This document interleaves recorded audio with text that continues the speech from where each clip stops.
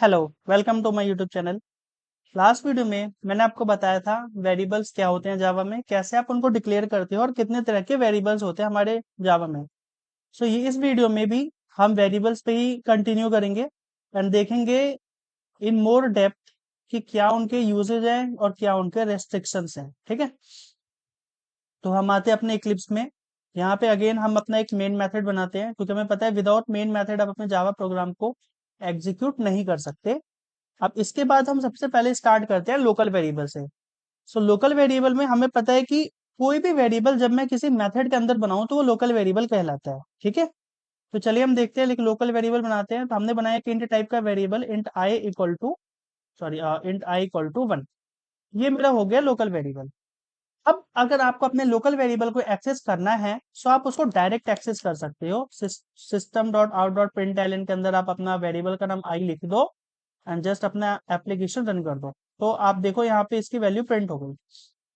अच्छा, तो क्या मैं लोकल वेरिएबल को आप ऑब्जेक्ट क्रिएट करके एक्सेस नहीं कर सकता? क्या नहीं कर सकते हैं? तो चलिए वो भी देख लेते हैं। तो हम यहाँ पे एक ऑब्जेक्ट बनाते हैं अपने क्लास का एंड इसके बाद हम इस लोकल वेरिएबल को इस ऑब्जेक्ट का यूज करके प्रिंट करा के ट्राई करते हैं कि प्रिंट होता है या नहीं होता। तो देखोगे अगर आप, तो ये आपको यहाँ पे एरर देगा। तो हम लिखते हैं ऐप डॉट आई। तो देखो यहाँ पे आपको ये एरर दे रहा है। एरर क्या दे रहा है? I can't be resolve to a variable और फील्ड। ठीक है, मतलब इस ऑब्जेक्ट के अंदर जो है ये लोकल वेरिएबल आई नहीं है, इसलिए उसको एक्सेस नहीं कर पा रहा। क्यों? क्योंकि लोकल वेरिएबल्स जो होते हैं आपके, वो आपके स्टैक के अंदर ही स्टोर होते हैं, जो कि मैंने आपको बताया था। हीप के अंदर नहीं होते, क्योंकि मेरा ऑब्जेक्ट हीप के अंदर जाता है। और जितने भी इंस्टेंस वेरिएबल होते हैं वो मेरे ऐप ये वो मेरे ऑब्जेक्ट के अंदर स्टोर होते हैं। अब ये मेरा लोकल वेरिएबल है, तो मतलब ये मेरा ऑब्जेक्ट के अंदर तो स्टोर होगा नहीं। तो जब ऑब्जेक्ट के अंदर स्टोर होगा ही नहीं तो मैं उसको ऑब्जेक्ट क्रिएट करके एक्सेस कैसे कर सकता हूँ? नहीं कर सकता। तो इसलिए मेरे को ये एरर दे रहा है। ठीक है, तो लोकल वेरिएबल आपका क्या हुआ? मेथड के अंदर कोई भी वेरिएबल बना दो, लोकल वेरिएबल हो जाएगा।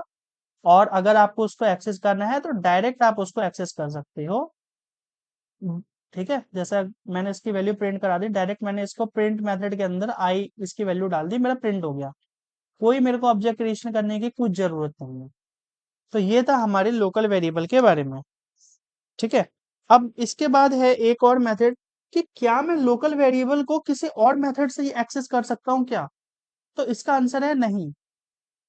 कोई भी वेरिएबल अगर आपका वो लोकल वेरिएबल है तो वो खाली उस मेथड के अंदर ही एक्सेस किया जा सकता है। अगर आप ये कोशिश करोगे कि मैं उस वेरिएबल को किसी और मेथड के अंदर एक्सेस कर लूं तो आप नहीं कर पाओगे।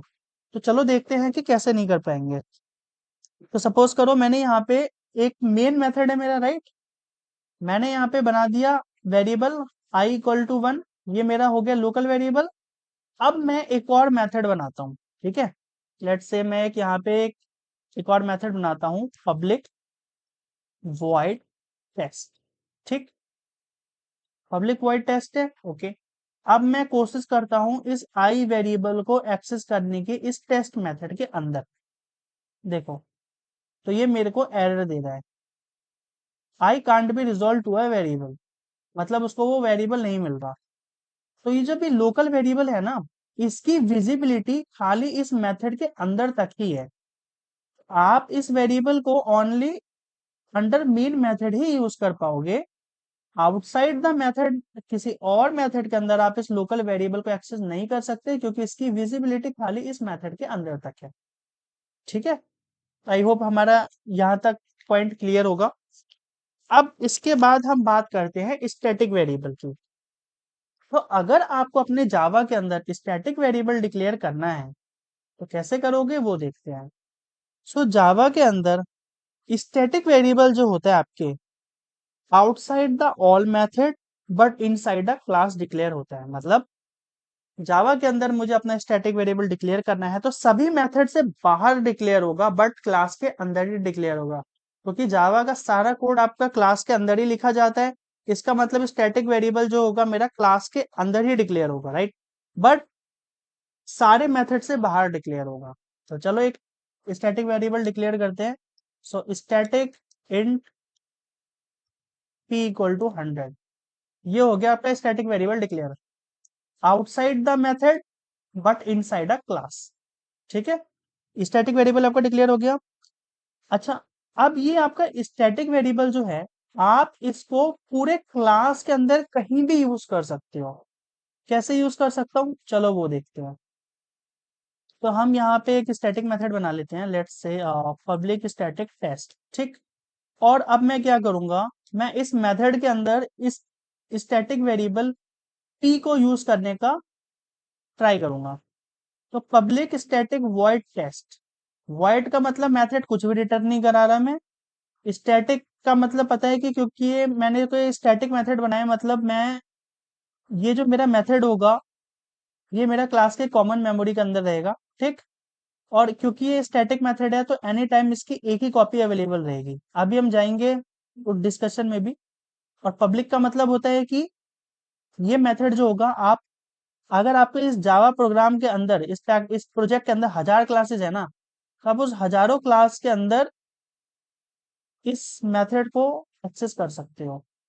मैंने कोई एक और क्लास बनाई बी, ठीक है, तो मैं उस क्लास से इस मेथड को एक्सेस कर सकता हूं क्योंकि ये पब्लिक है, मतलब कोई भी एक्सेस कर सकता है इस मेथड को, कोई भी चला सकता है, कोई रेस्ट्रिक्शन नहीं है। पब्लिक का मतलब ये होता है।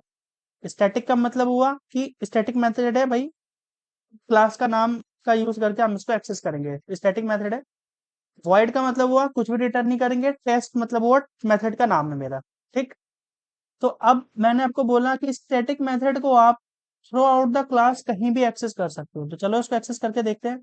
तो प्रिंट मेथड हम लिखेंगे और प्रिंट मेथड के हम इसको ट्राई करेंगे एक्सेस करने का।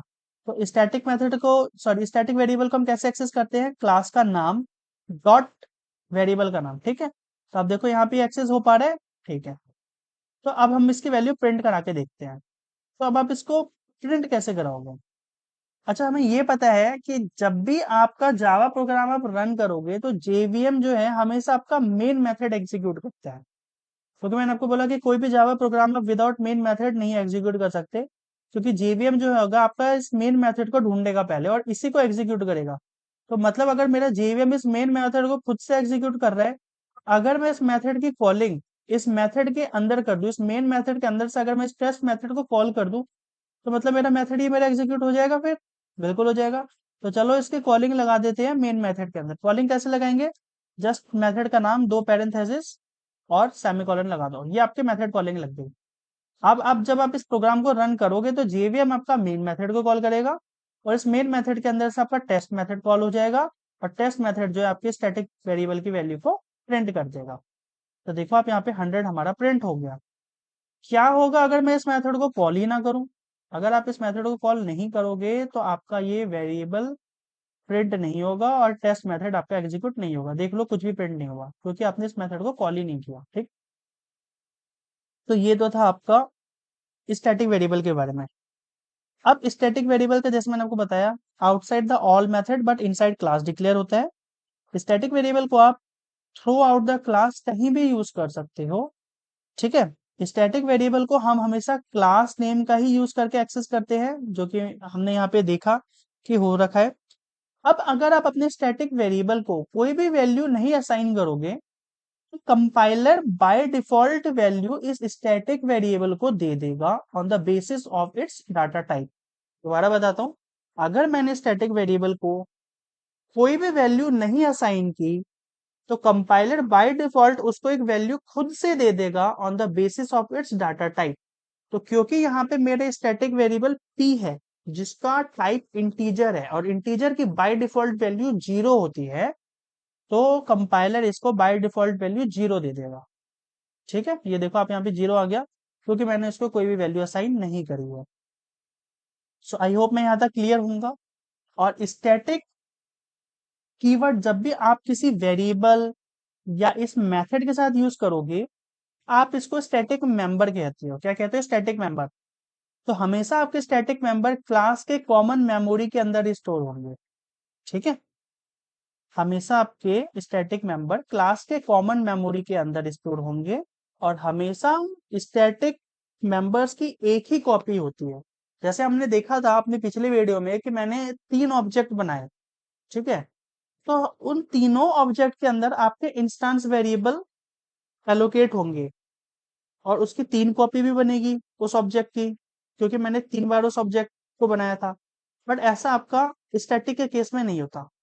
स्टैटिक की आपकी हमेशा एक ही कॉपी रहती है, क्योंकि वो आपके क्लास के कॉमन मेमोरी के अंदर होती है। आप स्टैटिक की 2, 3, 4 कॉपी नहीं बना सकते, हमेशा एक ही कॉपी रहेगी, जो कि आपको बाय डिफ़ॉल्ट मिलती है जब भी आप अपने प्रोग्राम को एग्ज़ीक्यूट करते हो तो, ठीक है? फिर आगे बढ़ते हैं स्टैटिक में। क्या हम स्टैटिक को क्लास का नाम ही यूज़ करके एक्सेस कर सकते हैं? नहीं, आप ऑब्जेक्ट बना के भी कर सकते हो, बट वो रिकमेंडेड तरीका नहीं है, जो कि मैंने आपको पिछली वीडियो में दिखाया था। इसमें भी दिखाते हैं। सो आप एक ऑब्जेक्ट बना लो, app1 equal to new app1, ये हमने ऑब्जेक्ट बनाया। अब मैं ट्राई करूंगा इसको एक्सेस करने की, स्टैटिक वेरिएबल को। सो सिस आउट, एंड हम यहाँ पे लिख देते हैं app.p। तब आप यहाँ पे देखना कि आप इस वैल्यू को एक्सेस तो कर पाओगे, बट आपको कंपाइलर वो भी देगा, वार्निंग भी देगा। क्या दे रहा है वार्निंग?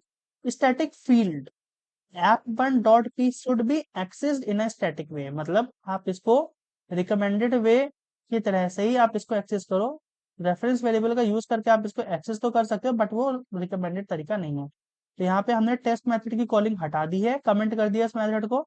और अब आप देखो यहाँ पे वैल्यू तो आपके यहाँ पे 0 प्रिंट होगी, क्योंकि मैंने यहाँ पे कोई वैल्यू नहीं दी। सपोज कर लो मैंने यहाँ पे 1000 दे दिया, तो ये मेरा 1000 प्रिंट तो कर देगा, बट एक वार्निंग भी देगा आपको कि आप इसको स्टैटिक वे में ही एक्सेस करो। जब भी आप कभी भी रियल वर्ल्ड प्रोग्रामिंग एप्लीकेशन बनाते हो, तो आप हमेशा यही प्रोसीजर फॉलो करते हो स्टैटिक वेरिएबल को एक्सेस करने का। Class name dot variable name, आप उसको रेफरेंस वेरिएबल से एक्सेस नहीं करते, रिकमेंडेड में नहीं है, ठीक। तो आई होप हम स्टैटिक वेरिएबल से क्लियर होंगे।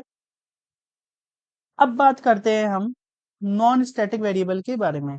नॉन स्टैटिक वेरिएबल क्या होता है? सिंपल, अगेन वही फंडा। अगर मुझे अपने क्लास के अंदर एक नॉन इंस्टेंस वेरिएबल बनाना है, सॉरी नॉन स्टैटिक वेरिएबल बनाना है, अगर मुझे अपने क्लास के अंदर नॉन स्टैटिक वेरिएबल बनाना है, नॉन स्टैटिक वेरिएबल को क्या होगा? जो कि स्टैटिक कीवर्ड यूज नहीं करेगा। अगर मुझे अपने क्लास के अंदर नॉन स्टैटिक वेरिएबल, जिसको आप इंस्टांस वेरिएबल भी कहते हो, अगर आपको वो डिक्लेयर करना है, तो कैसे करोगे? जस्ट लाइक स्टैटिक की तरह, inside the class but outside all method. So int के इक्वल टू 10 कर दिया मैंने, ये बन गया मेरा instance variable. Instance variable, variable, और आप इसको नॉन स्टैटिक वेरिएबल भी कहते हो, ठीक है। ये बन गया आपका। तो अब ये क्या है? मेरा इंस्टेंस वेरिएबल। तो इंस्टेंस वेरिएबल क्या हुआ? इंस्टेंस वेरिएबल कैसे डिक्लेयर करोगे? क्लास के अंदर बट आउटसाइड ऑल मेथड, जब हम कोई वेरिएबल डिक्लेयर करेंगे, तो वो मेरा इंस्टेंस वेरिएबल कहलाता है, ठीक है। अब ये इस इंस्टेंस वेरिएबल को मैं नॉन स्टैटिक वेरिएबल भी कहता हूँ, क्योंकि मैं यहाँ पे स्टैटिक कीवर्ड इसके साथ यूज नहीं कर रहा हूँ। अच्छा, अब मेरे को अगर इस इंस्टेंस वेरिएबल को एक्सेस करना है, तो आप कैसे एक्सेस करोगे? अगर आपको इसको एक्सेस करना है, तो पहले आपको अपने क्लास को ऑब्जेक्ट बनाना पड़ेगा, जो कि हमने यहाँ पे बना रखा है, app1 app equal to new app. फिर हम इस ऑब्जेक्ट का यूज करके अपने इंस्टेंस वेरिएबल को एक्सेस कर लेंगे। तो मैंने यहाँ पे लिख दिया app1, मैं इसको कमेंट कर देता हूँ, क्योंकि मेरे को स्टैटिक मेथड जो एरर दे रहे हैं, अभी हम इसका यूज नहीं कर रहे बेसिकली, इसलिए। तो अभी आप इसको कैसे एक्सेस कर सकते हो भाई? क्लास का ऑब्जेक्ट बनाओ, एंड यहाँ पे आप इसको जस्ट ऐप डॉट के लिख दो। ऐप आपका रेफरेंस वेरिएबल हो गया, डॉट ऑपरेटर की आपका इंस्टेंस वेरिएबल का नाम हो गया। तो चलिए इसकी वैल्यू प्रिंट कराते हैं। 10 मेरा प्रिंट हो गया, ठीक। अगेन इंस्टेंस के भी में भी वही केस है। अगर मैं इंस्टेंस वेरिएबल की वैल्यू नहीं देता, तो कंपाइलर बाय डिफॉल्ट उस वेरिएबल को एक वैल्यू असाइन कर देगा खुद से on the basis of data type. तो मेरे को पता है, हमें पता है कि इंटीजर की बाय डिफॉल्ट वैल्यू 0 होती है, तो कंपाइलर उसको 0 असाइन यहाँ पे कर दिया, ठीक है। अच्छा, अब मैंने आपको यहाँ पे एक स्टैटिक मेथड बना के दिखाया था, तो क्या इंस्टेंस मेथड भी होते हैं? बिल्कुल होते हैं। तो इंस्टेंस मेथड क्या होंगे? इंस्टेंस मेथड वो होंगे जो कि आपके स्टैटिक कीवर्ड यूज नहीं करेंगे, ठीक है। तो इंस्टेंस मेथड बना लेते हैं, तो पब्लिक, हम यहाँ पे बना लेते हैं एक instance method public void test, ठीक। ये बन गया आपका एक इंस्टेंस मेथड। अब इसके अंदर मैं प्रिंट करा देता हूँ कोई भी एक स्टेटमेंट से आउट हेलो, ठीक है। तो अब बात आएगी कि अब मैं इस मेथड को भी कैसे एक्सेस करूं। तो इंस्टेंस वेरिएबल हो चाहे इंस्टेंस मेथड हो, एक्सेस करने का एक ही तरीका है, क्लास का ऑब्जेक्ट बनाओ, डॉट ऑपरेटर लगाओ, वेरिएबल है तो वेरिएबल का नाम दो, मेथड है तो मेथड का नाम दो। तो चलो इस मेथड को कॉल लगाते हैं। तो अब मेरे को इस इंस्टेंस मेथड को कॉल करना है तो कैसे करूंगा, क्लास ऑब्जेक्ट डॉट मेथड का नाम, तो मेथड का नाम है मेरा टेस्ट, बस लग गई कॉलिंग। अब आप इसको स्टार्ट करोगे प्रोग्राम को, तो पहले मेन मेथड कॉल होगा, मेन मेथड आपसे देखेगा कि यहाँ पे आपने एक इंस्टेंस मेथड को कॉल लगा रखी है, वो इस मेथड को भी एग्जीक्यूट कर देगा। तो यहाँ पे आप देखो आपका हेलो प्रिंट हो गया। ठीक है, तो इस तरह से आप अपने इंस्टेंस मेथड मेथड और इंस्टेंस वेरिएबल को आप एक्सेस करते हो with the help of object creation. अब आप जब भी आप अपना ऑब्जेक्ट बनाइएगा, तो चाहे आपके इंस्टेंस वेरिएबल हो, चाहे इंस्टेंस मेथड हो, वो उस ऑब्जेक्ट के अंदर एलोकेट हो जाएगा। और क्योंकि भी मेरा टेस्ट मेथड भी मेरा ऑब्जेक्ट ऐप के अंदर स्टोर्ड है, इसीलिए मैं इस रेफरेंस वेरिएबल का यूज करके इसको एक्सेस कर पा रहा हूँ। तो हमेशा इंस्टेंस वेरिएबल या इंस्टेंस मेथड जब भी आप अपने क्लास का ऑब्जेक्ट बनाओगे, उसके अंदर स्टोर होगा, और फिर आप अपने क्लास का ऑब्जेक्ट बनाओ, क्लास के ऑब्जेक्ट का रेफरेंस वेरिएबल का यूज करके आप उसको एक्सेस कर सकते हो, जो कि मेरा इस केस में ऐप है। ऐप मेरा क्या है, एक रेफरेंस वेरिएबल है। आई होप मैं यहाँ तक क्लियर होऊंगा। ठीक है, अब हम आते हैं अपने रेफरेंस वेरिएबल पे। अब रेफरेंस वेरिएबल कितने तरह के होते हैं, तो जावा में आपके रेफरेंस वेरिएबल भी दो तरह के होते हैं। कौन कौन से होते हैं, एक तो लोकल होता है और एक स्टैटिक रेफरेंस वेरिएबल होता है। तो अब आप यहाँ पे देखो, ये जो रेफरेंस वेरिएबल बनाया है मैंने, ये इस मेन मेथड के अंदर बनाया है। तो ये तो हो गया मेरा लोकल रेफरेंस वेरिएबल। ठीक है, ये मेरा हो गया लोकल रेफरेंस वेरिएबल।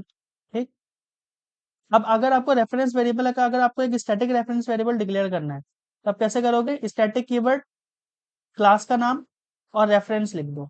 ठीक है, तो ये मेरा एक स्टैटिक रेफरेंस वेरिएबल जो है ये मेरा डिक्लेयर हो गया, equal to new app one, that's it. तो ये हो गया आपका static reference variable. Okay, so हमने देख लिया लोकल रेफरेंस वेरिएबल कैसे डिक्लेयर करते हैं, जो कि ये है आपका, एंड स्टैटिक रेफरेंस वेरिएबल क्या होते हैं, जो कि हमारे ये है। ठीक, सो आई होप यहाँ तक मैं क्लियर होऊंगा। अब नेक्स्ट वीडियो में हम देखेंगे मेथड्स के बारे में, और देखेंगे कि किस तरह से हम अपने क्लास का मेथड यूज करते हैं, और डाटा टाइप देखेंगे कि जावा में कितने तरह के डाटा टाइप होते हैं। क्योंकि अभी तो मैंने यहाँ पे आपको एक इंट का एग्जांपल दिया है, बट और भी बहुत तरह के जावा में हमारे डाटा टाइप होते हैं। तो ये सारी चीजें हम देखेंगे नेक्स्ट वीडियो में। Thank you.